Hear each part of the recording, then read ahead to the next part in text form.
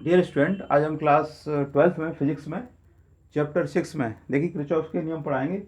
देखिए किरचॉफ ने सन 1842 में दो नियम दिए थे। तो पहला आपका नियम था इसका किरचॉफ का धारा नियम बोलते हैं इसे। तो धारा नियम क्या था?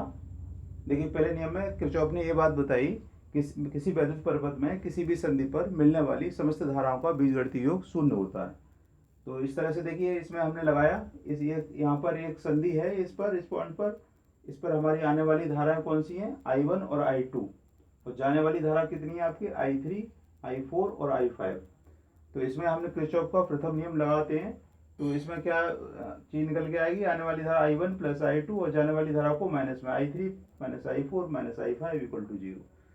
ठीक है, किरचॉफ का पहला नियम जो है आवेशों के संरक्षण पर आधारित है, इसे धारा नियम भी कहते हैं। दूसरा नियम क्या था किरचॉफ का? इसे पास नियम बोलते हैं। तो किरचॉफ ने दूसरी बात ये बताई, देखिए ये पास नियम पर इसके दूसरे नियम का जो डायग्राम है वो ये वाला है। तो पास नियम में पहले नियम सुनिए, क्या है नियम, क्या होता है। किरचॉफ ने क्या बात बताई?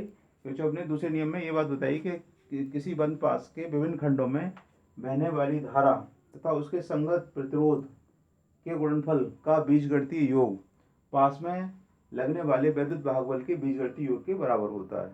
ठीक है, तो जैसे अब देखिए इसमें बात चीज आई, पास क्या चीज होता है? पास।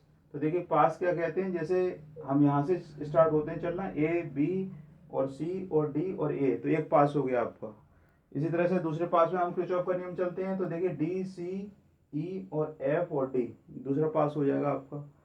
ठीक है, इसी तरह से आपका एक पास और बन जाएगा। इसमें कौन सा पास बन जाता है? ए बी और ई और एफ और ए। इस तरह से पास में हम किरचॉफ का नियम लगा लेते हैं। किस तरह से देखिए किरचॉफ का नियम लगाते हैं दूसरा। अब देखिए मैं एक पास में आपको चल के बताता हूँ किरचॉफ ने जो बात बताई थी। तो देखिए पास हम चलेंगे बंद पास ए बी सी डी ए में, यहाँ लिख लेंगे बंद पास A B C D A B C D और ए में। इस तरह से देखिए किरचॉफ का सेकंड नियम लाएंगे, पास में बहने वाली धारा तथा उसका प्रतिरोध। तो बहने वाली धारा हमारी I1 है, ए से लेके बी तक हम चलते हैं, प्रतिरोध हमें मिलता है R1, लेकिन धारा की अपोजिट डायरेक्शन में चल रहे हैं इसलिए माइनस में चलेंगे। तो आप लिखिए माइनस I1 और R1। फिर देखिए बी से सी तक चले हम, कुछ नहीं मिला हमें, सी से डी तक चले तो हमें प्रतिरोध मिल गया R2 और धारा मिल गई I2। लेकिन हम जिधर चल रहे हैं उधर ही डायरेक्शन में आपकी धारा चल रही है, इसलिए प्लस में लेंगे। तो आप लिखिए I2 और R2।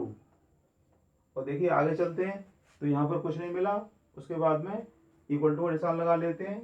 तो हमें देखिए कौन सा मिला था? वैद्युत भागबल E1 और E2, दो वैद्युत भागबल थे। तो आप क्या लिखेंगे इसमें? E2 minus E1। इस तरह से किरचॉफ का नियम हम इसमें लगा लेते हैं। तो इस तरह से दूसरे पास में भी लगा करके हम किरचॉफ का नियम लगा लेंगे। इसे तीसरे पास में लगा सकते हो, इससे न्यूमेरिकल आप निकालेंगे। देखिए किरचॉफ का दूसरा नियम था ऊर्जा के संरक्षण पर आधारित है। तो ये इंपॉर्टेंट है, ये दोनों नियम परीक्षा की दृष्टि से, इनको जरूर लिखें साफ राइटिंग में और याद करें। थैंक्स।